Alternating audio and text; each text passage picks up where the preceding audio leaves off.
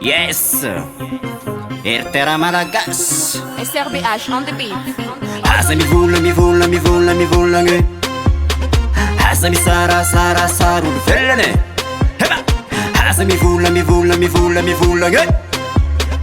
Aza misarasarasara olo velany Yo man, hehe, akory ke? Nahazo olo-ndamanao raha toy Tek'olombelo sy tokony ifampisarasara Asika jiaby sambo sarainy tantara Anao Pagmenanao roa ataovy tsara Aza metsika amin'olo soa avela fara Fana zay lahy de mba mipiripirina Sao de potipotika ny vatany efa pirina Vatany efa pirina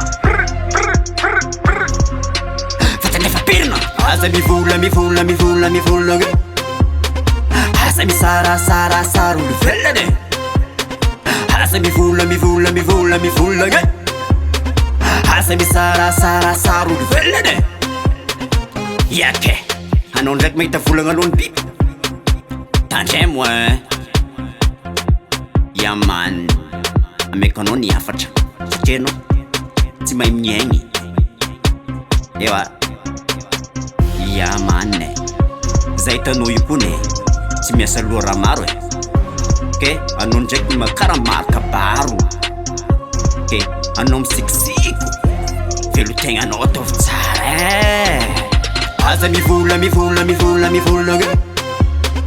Aza misarasarasara olo velany Aza mivolagna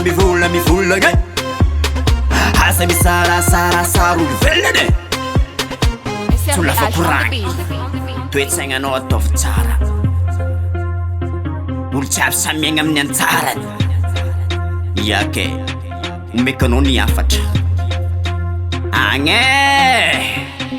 Aza mivolagna Aza misarasarasara olo velany Aza mivolagna Aza misarasarasara olo velany Aza mivolagna Sikasikonao sy miasa Aza misarasarasara olo velany Aza mivolagna Sikasikonao sy miasa Aza misarasarasara olo velany